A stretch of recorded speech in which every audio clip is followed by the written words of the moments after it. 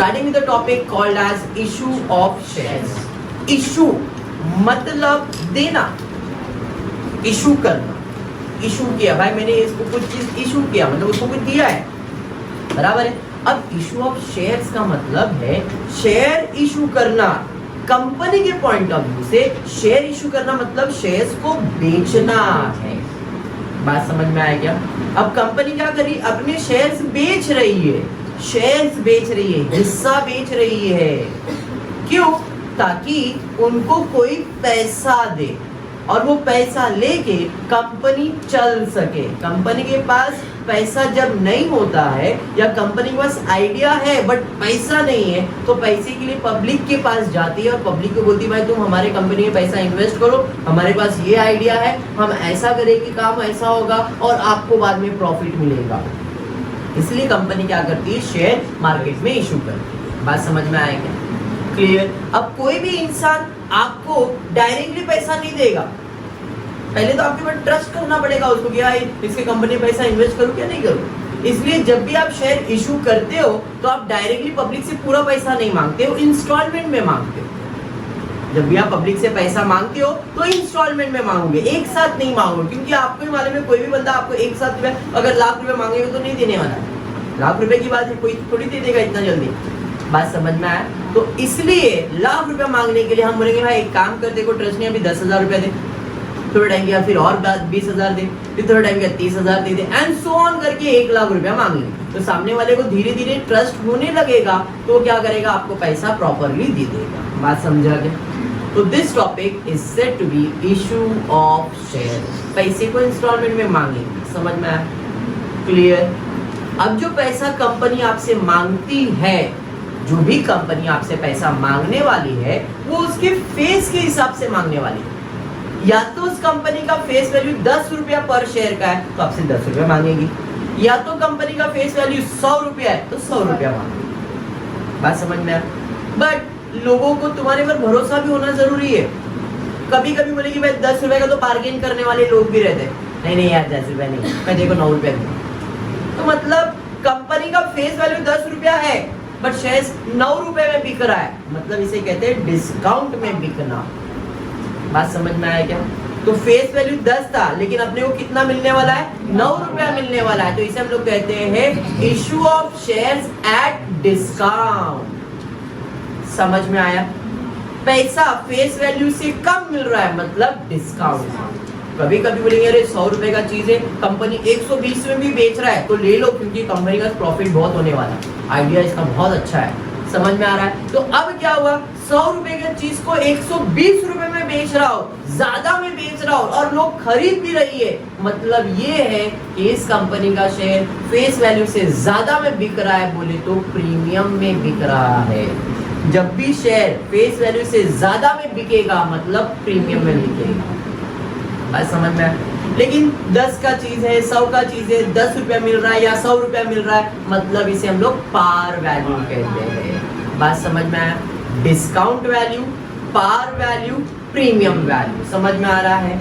Discount value, par value, premium value. Discount value का मतलब क्या है? डिस्काउंट वैल्यू का मतलब है वैल्यू कम, फेस वैल्यू से कम।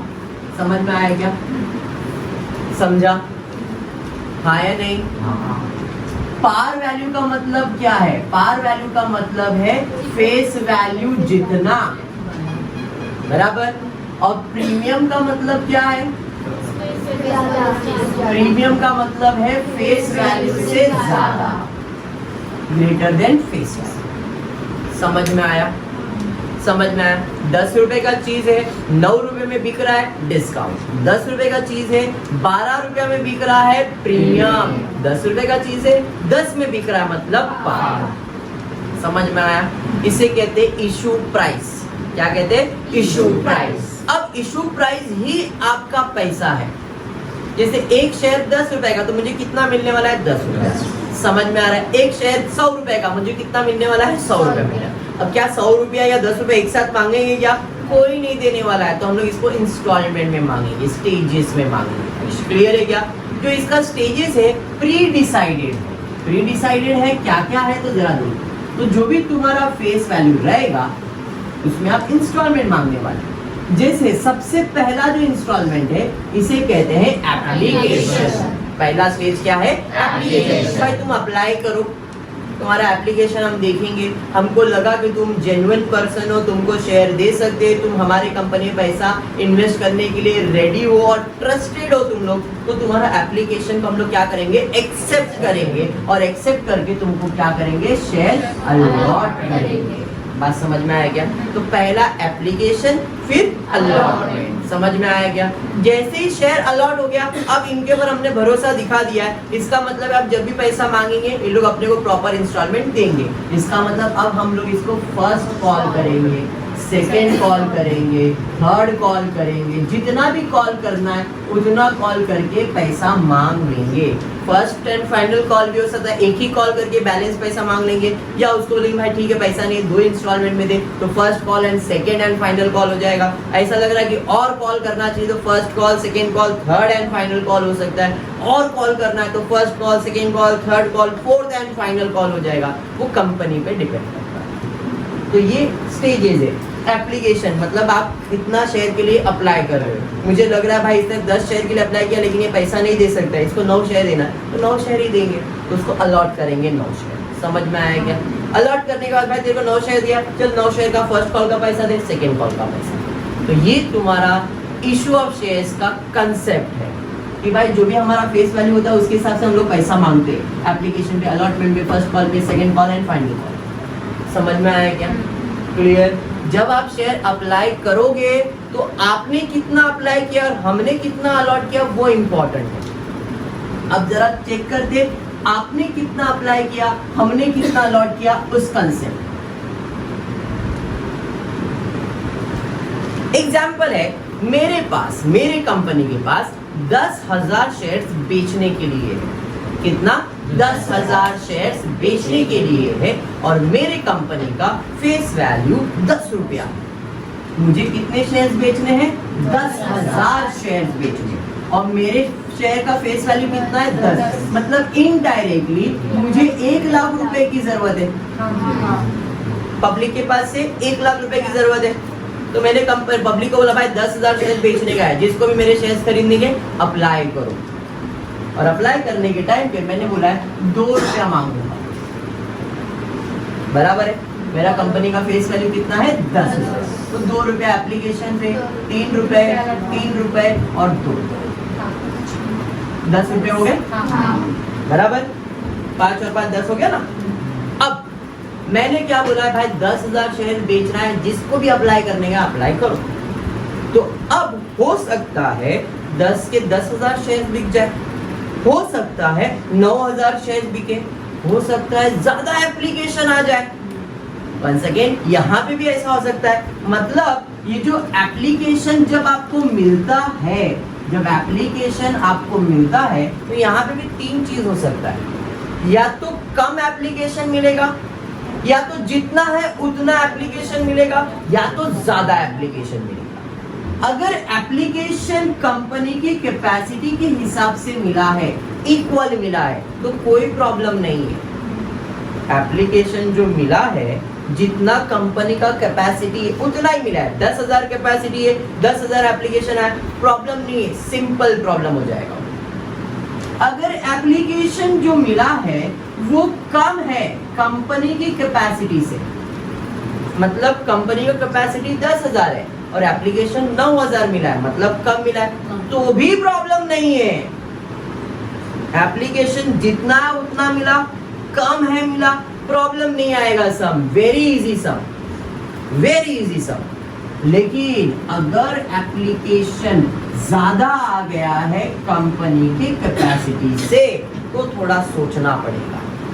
मतलब जब आप क्वेश्चन रीड करोगे तो आपको समझ में आएगा भाई कंपनी का कैपेसिटी तो 10,000 शेयर था, लेकिन यहाँ पे एप्लीकेशन 10,000 मिला, प्रॉब्लम नहीं है। यहाँ पे एप्लीकेशन 9,000 मिला, प्रॉब्लम नहीं है। यहाँ पे एप्लीकेशन 12,000 मिला, प्रॉब्लम है। क्या प्रॉब्लम है? कैपेसिटी तो 10,000 ही है, 12,000 आ गया, मतलब 2,000 एक्स्ट्रा आया। तो ये जो 2,000 एक्स्ट्रा आया है, ये जो 2,000 एक्स्ट्रा आया है, इसके बारे में सोचना है और क्या सोचना है कि इसे एक्सेप्ट करे या रिजेक्ट करे, एक्सेप्ट करे या रिजेक्ट करे। समझ में आ रहा है? समझ में आ रहा है क्या बोल रहा हूं? देखो, जितना भी एप्लीकेशन मुझे मिला है उस एप्लीकेशन को एक्सेप्ट करना है या रिजेक्ट करना है वो सोचना पड़ेगा। अगर एक्सेप्ट करेंगे तो उसे हम लोग कैसे है, प्रो राटा, और रिजेक्ट करेंगे मतलब भैया रिफंड कर दो। एप्लीकेशन अगर ज्यादा मिला है, 12,000 एप्लीकेशन मिला है, बराबर है। अब जब 12,000 एप्लीकेशन मिला है तो 12 में से कंपनी का कैपेसिटी तो 10,000 ही है, तो 2,000 एक्स्ट्रा मिला है, तो 2,000 एक्स्ट्रा का अपने को क्या करना है, या तो एक्सेप्ट या तो रिजेक्ट। अगर एक्सेप्ट करेंगे तो प्रो राटा और रिजेक्ट करेंगे तो रिफंड करना पड़ेगा। इतना कंसेप्ट बैठ गया है। देखो, अभी तक मैंने सम स्टार्ट नहीं किया है, मैंने सिर्फ और सिर्फ कंसेप्ट एक्सप्लेन किया है इशू ऑफ शेयर्स का। ये कंसेप्ट बैठ गया है ना, तो हर सम को इस कंसेप्ट के पॉइंट ऑफ व्यू से देखो, इजी से इजी तरीका हो जाएगा सम सॉल्व करने का। ये समझ में आ रहा है? एंट्रीज तो बाहर हो ही जाएगी, कंसेप्ट दिमाग में रहेगा तो सिर्फ कैलकुलेशन करके और हम अपने को अमाउंट भरने का। क्लियर है? तो फिर से एक बार देखते हैं क्या होता है। जो भी फेस वैल्यू होता है, अगर कम है तो डिस्काउंट, जितना है उतना तो पार, और ज्यादा है तो प्रीमियम। अब application, allotment, first call, second call, जो भी पैसा होता है वो इंस्टॉलमेंट में मांगते हैं। पहला विक्रम एप्लीकेशन, दूसरा अलॉटमेंट, उसके बाद फर्स्ट, सेकेंड, थर्ड, जितना कॉल करना है आप कर सकते हो। समझ में आया प्रियंका? फिर कंपनी का मैंने एग्जांपल दिया, 10,000 शेयर है, फेस वैल्यू 10 है, मुझे लाख रुपए की जरूरत है, तो एप्लीकेशन जो है वो या तो 10,000 है उतना आएगा, या तो कम आएगा, या तो ज्यादा आएगा। जितना है उतना आया, कम है आया तो कोई प्रॉब्लम नहीं है, लेकिन अगर ज्यादा आ गया है तो सोचना है, क्या सोचना है, एक्सेप्ट करना है क्या रिजेक्ट करना है। एक्सेप्ट करना है तो प्रो राटा, रिजेक्ट करना है मतलब रिफंड। समझ में आया? कोई इशू यहाँ तक क्लियर है सबको? टॉपिक पे आ जाते हैं फिर। तो ये कंसेप्ट आपका हो गया, अब आ जाते हैं टॉपिक की तरफ। स्टार्ट करते हैं। अब आराम ध्यान, जर्नल एंट्री करना है फॉर इशू ऑफ शेयर्स। जैसे मैंने आपको बताया, हर स्टेजेस है, एप्लीकेशन है, अलॉटमेंट है, फर्स्ट कॉल है, सेकेंड कॉल है। तो जितने भी आपके पास स्टेजेस है, हर स्टेज में 2 जर्नल एंट्री आएगा। जैसे एप्लीकेशन है तो 2 जर्नल एंट्री, अलॉटमेंट है 2 जर्नल एंट्री, फर्स्ट कॉल है 2 जर्नल एंट्री, सेकेंड कॉल है 2 जर्नल, मतलब जितने भी आपके स्टेजेस आएंगे सोनाली, हर स्टेज में 2 जर्नल एंट्री तो आने वाला है। याद कैसे करेंगे खुशबू? तो एप्लीकेशन का जो स्टेज है, एप्लीकेशन में क्या हो रहा था आप स्टोरी में याद करो। एप्लीकेशन में लोग अप्लाई कर रहे हैं, तो खाली अप्लाई नहीं करेंगे भाई, पैसा देना पड़ेगा।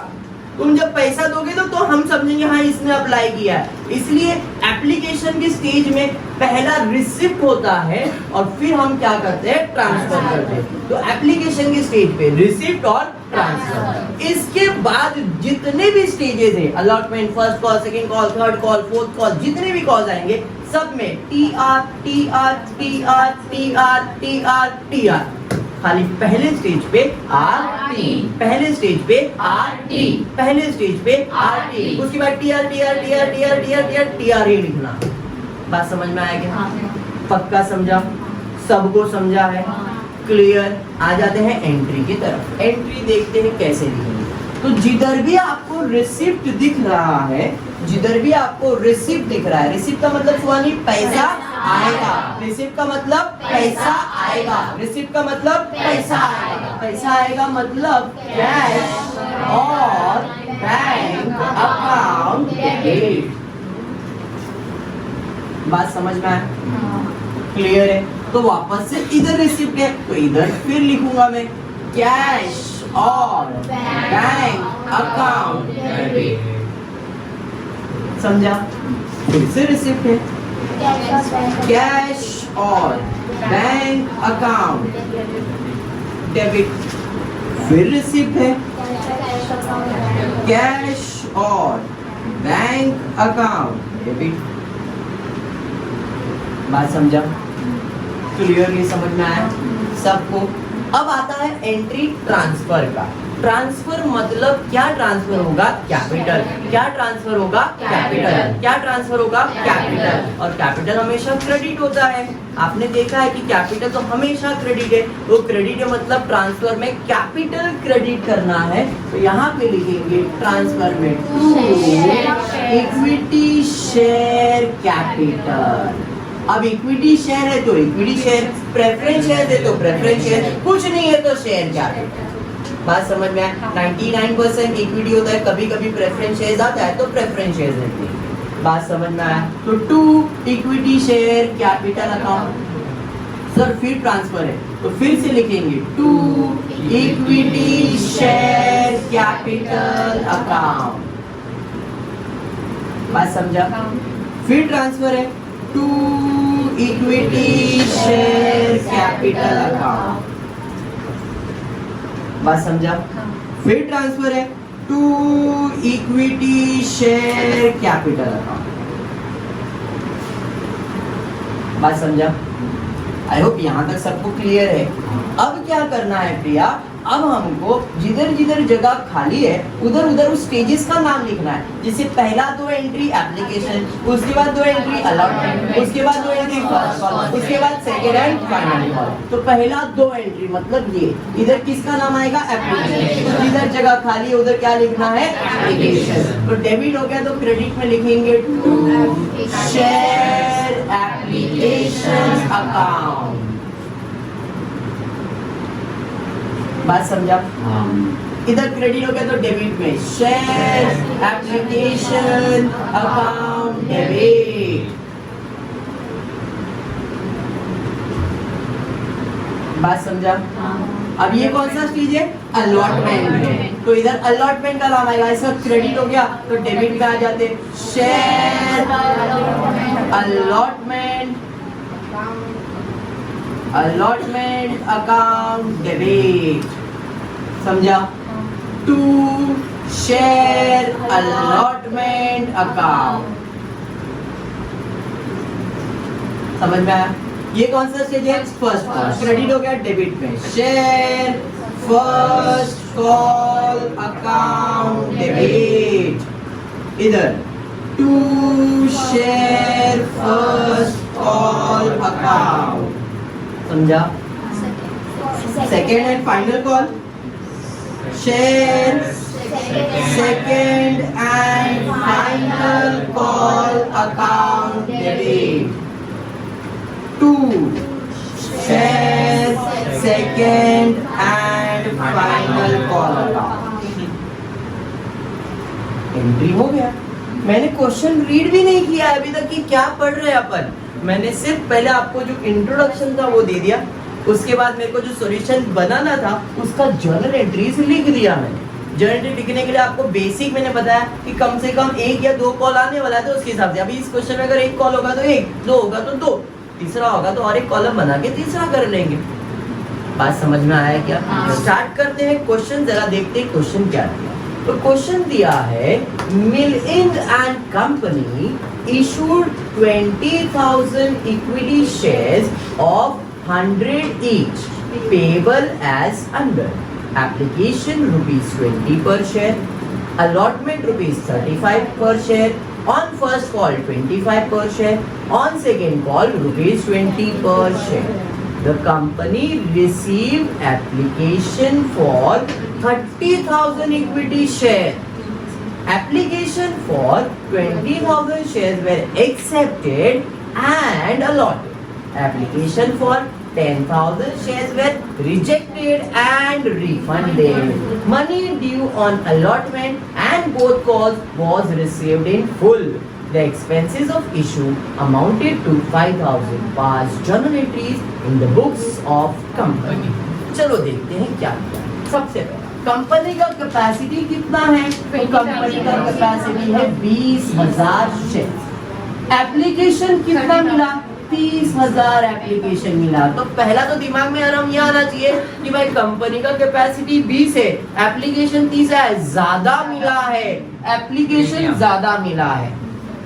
बराबर है। इधर प्रीमियम का कंसेप्ट किधर आता है? प्रीमियम का पैसे मांगने पे कंसेप्ट आता है। ये पैसा थोड़ी मांग रहे, एप्लीकेशन की बात चल रही है। 20,000 कंपनी का कैपेसिटी है, 30,000 आया मतलब ज्यादा आया है। ज्यादा आया तो ही तकलीफ आता है। तो ज्यादा है तो क्या सोचना है, एक्सेप्ट या रिजेक्ट। तो इस क्वेश्चन में क्या बोला है उसने? रिजेक्ट किया है और रिजेक्ट करके रिफंड किया है।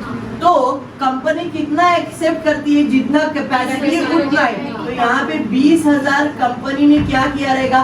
एक्सेप्ट किया है, और बाकी 10,000 क्या किया है? रिजेक्ट किया है। बात समझ में आया क्या? अरे बात समझा? पक्का समझा? ऐसा कोई जिसको नहीं समझ में आएगी? क्लियर है यहाँ तक? पक्का? चलो बढ़ते हैं आगे, देखते हैं क्या होगा। एप्लीकेशन पे जाएंगे। एप्लीकेशन पे कितना एप्लीकेशन आया है?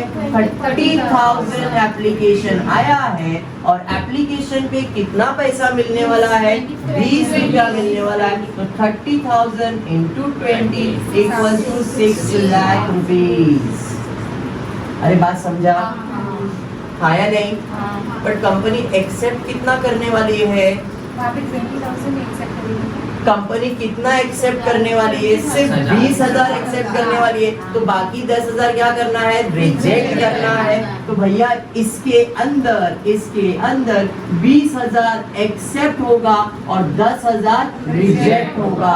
बात समझ में आया? तो 6 लाख के अंदर कितना एक्सेप्ट होगा? तो 6 लाख के अंदर 4 लाख रुपया एक्सेप्ट होगा और 2 लाख रुपया क्या होगा? रिजेक्ट होगा। बात समझ में आया क्या? टोटल 6 लाख रुपया मिला, बट कंपनी ने एक्सेप्ट सिर्फ 20,000 शेयर ही किया है। तो 20,000 पे एप्लीकेशन 20 रुपए के हिसाब से 4 लाख रुपया मेरा है। तो बाकी जो एप्लीकेशन आया है 2 लाख रुपया, वो क्या करना है? रिफंड यानी कि रिजेक्ट करना है। बात समझ में आया क्या? पक्का? चलो देखते हैं इसकी एंट्री क्या है। चलो पहले अमाउंट कैलकुलेशन, अलॉटमेंट में जाएंगे। अब कितना अलॉट होने वाला है? सिर्फ 20,000 अलॉट होने वाला है, 30,000 नहीं। क्लियर? तो 20,000 के ऊपर कितना पैसा मिलने वाला है? 35 रुपीज मिलने वाला है। तो इंटू 35 कर दो, 7 लाख रुपए। ये पूरा मेरा ही पैसा है। इधर कोई रिफंड वगैरह है क्या? नहीं, क्योंकि जो भी रिफंड था वो तो पहले ही कर दिया हमने। अंडरस्टूड? पक्का? फर्स्ट कॉल पे चलो। फर्स्ट कॉल में क्या चेंजेस है देखो जरा। तो 20,000 शेयर्स के ऊपर कितना पैसा है? 25 रुपया है। तो 20,000 इंटू 25 करो, कितना आएगा? 5 लाख। अरे बराबर? समझ में आया ना? फाइनल कॉल पे चलो, कितना है? 20,000 शेयर्स के ऊपर कितना पैसा मिला? 20 रुपया, मतलब 4 लाख रुपया। समझ में आ गया? अमाउंट का कैलकुलेशन क्लियर है। आ जाते हैं एंट्री की तरफ। एंट्री पहला रिसिप्ट, कितने का रिसिप्ट हुआ? 6 लाख रुपए का। भैया 6 लाख रुपया डेबिट, 6 लाख रुपया क्रेडिट। अंडरस्टूड? जितना एप्लीकेशन क्रेडिट है उतना एप्लीकेशन डेबिट करता हूं। थोड़ा मैं एंट्री ऊपर कर रहा हूँ, ये रब करके।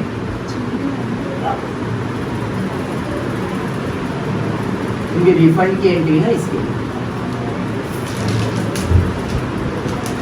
यहाँ पे था शेयर एप्लीकेशन अकाउंट।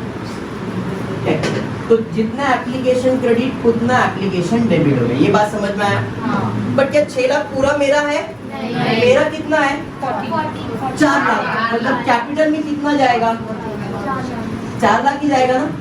तो सर बाकी 2 लाख रिफंड कर दो। रिफंड मतलब पैसा आया था डेबिट, तो जाएगा क्रेडिट टू बैंक अकाउंट। कितना? एंट्री समझा है क्या? समझा है क्या? वापस एक बार, एप्लीकेशन मिला भाई, इसने अप्लाई किया, इसने अप्लाई किया, इसने सबने अप्लाई किया है। बट मेरे पास सिर्फ 5 शेयर बेचने का है। 6 लोग ने अप्लाई किया है, तो 6 लोग ने पैसा दिया रहेगा। जैसे 1 2 3 4 5 6 7 लोग है मेरे पास यहाँ पे। अब ये 7 लोग ने मुझे अप्लाई किया, बट मेरे पास 5 ही शेयर है, तो सबने मुझे पैसा दिया रहेगा। पर मैंने क्या किया? ये 2 को रिफंड कर दिया। तो 2 को रिफंड किधर किया मैंने? एप्लीकेशन के स्टेज पे ना। इनको तो अलॉट ही नहीं किया मैंने। तो अलॉट तो बाकी 5 को ही किया है। तो अलॉटमेंट में सिर्फ जितना कंपनी का कैपेसिटी उतना ही शेयर आया। बट एप्लीकेशन में ज्यादा आया था तो हमने क्या किया, 6 लाख आया था, 4 लाख मैंने एक्सेप्ट कर लिया, बाकी 2 लाख को रिफंड कर दिया। बात समझ में आया? पक्का समझा यहाँ तक? ऐसा कोई जिसको नहीं समझ में आया? क्लियर है? सबको क्लियर है? बढ़ेंगे आगे, देखते और अलॉटमेंट में। अलॉटमेंट कितने का है? Fill in the blank. कुछ टेंशन जैसा है ही नहीं इसके अंदर। 7 lakh debit, 7 lakh credit. Understood? जितना अलॉटमेंट डेबिट उतना अलॉटमेंट क्रेडिट। पूरा पैसा मिला? हाँ सर, पूरा पैसा मिल गया, 7 लाख रुपया। क्लियर है? 7 लाख ही लिखना है। फर्स्ट कॉल पे कितना मिलने वाला है? 5 लाख। पूरा पैसा मिला है? हाँ सर, पूरा पैसा मिला है। तो फर्स्ट कॉल डेबिट यहाँ पे पूरा कैपिटल का है, जितना फर्स्ट कॉल डेबिट उतना फर्स्ट कॉल क्रेडिट भी हो जाएगा, 5 लाख रुपए। इधर 5 लाख आ जाएगा।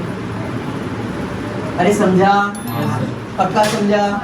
यहाँ सेकेंड कॉल कितने का हुआ? 4 lakh. 4 lakh debit, 4 lakh credit, 4 lakh debit, 4 lakh. ऐसा कोई जिसको नहीं समझ में आया? खत्म हो गया सब क्लियर है? पक्का? खाली एक ही चीज नया हुआ वहाँ पे पैसा रिफंड करना है, बस उसके बारे में सोचा आपने, बाकी तो सब पहले से लिख के रखा। क्लियर?